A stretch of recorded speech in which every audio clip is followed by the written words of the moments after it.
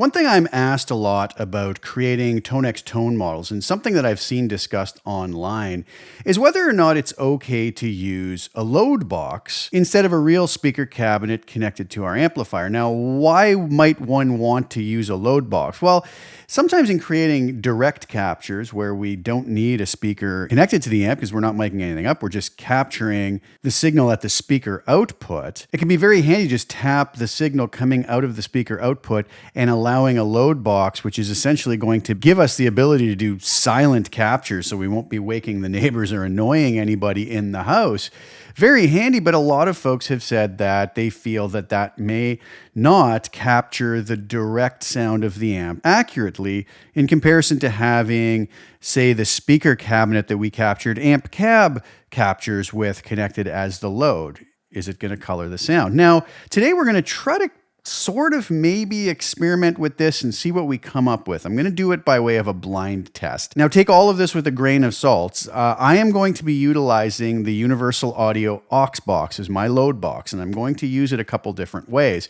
Your results may vary dramatically depending on the load box you are using. Not all load boxes are equal, and some may color the sound more than others in comparison to the speaker you would have had hooked up otherwise. So don't take this as a definitive answer to any of this, but I thought it would just be interesting to see with something like the Universal Audio aux box, which is an incredibly popular piece of equipment that's used by many, many folks out there, and it's what I happen to have handy. Let's see what happens. So here's how I did this. I was going to capture DI captures only. I guess we could do a separate experiment here using the aux box to attenuate a real speaker that we're miking. That might be something for a future video. But for today, what I did is I captured a really special amp of mine that there's going to be more news about coming very shortly, hopefully when I do the results reveal of this particular video. But I captured this amp. The amp's not important. I got a bit of a nice little crunchy tone and captured it direct, so no speaker cabinets. So the methodology was that I did one capture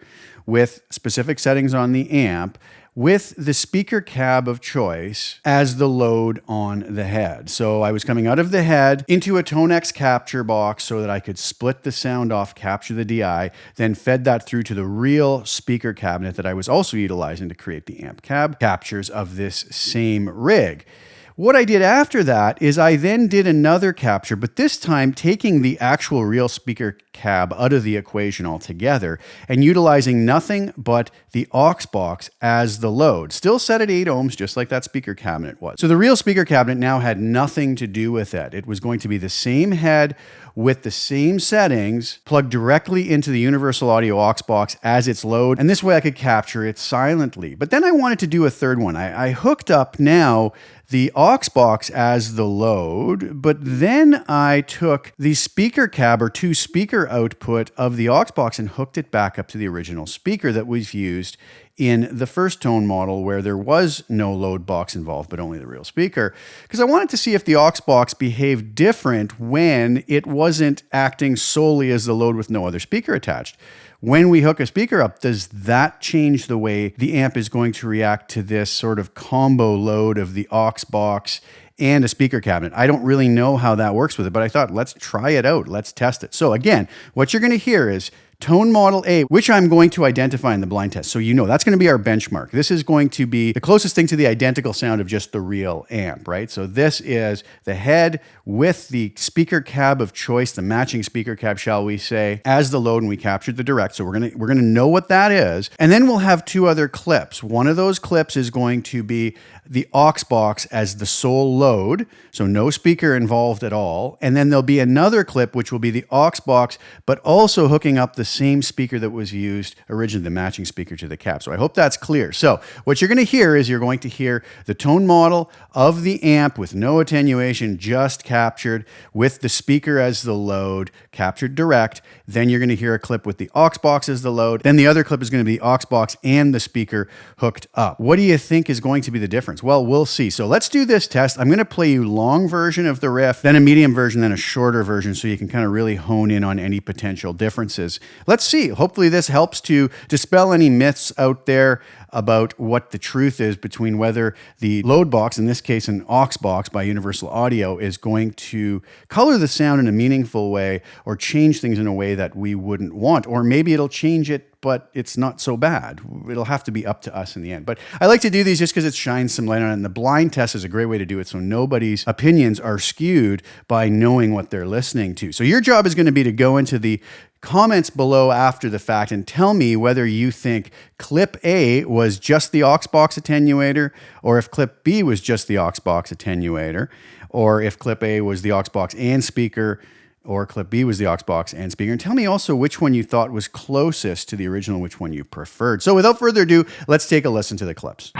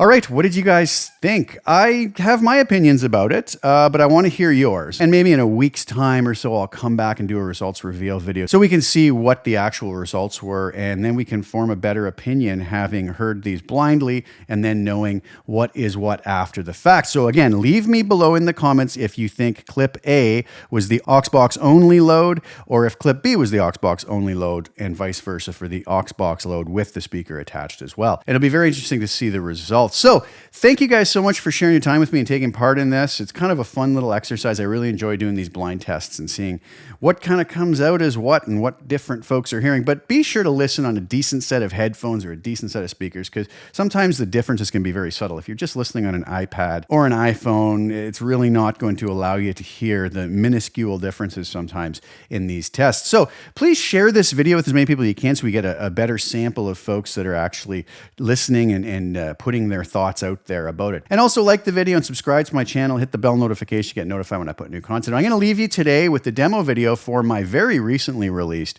Brit 900 Cream Ultimate Tone Model Collection. Is available at the link below at my website. This is a set of captures of my incredible 1990s JCM 900 Marshall amp, captured through a really killer cream back-loaded speaker cabinet, and it paired up really nice. I was really happy with these tones, and I hope you enjoy the tones on the way out. So thank you guys again so much for sharing your time with me. I'll be back very soon with some more. I really do appreciate you tuning in. Ciao for now.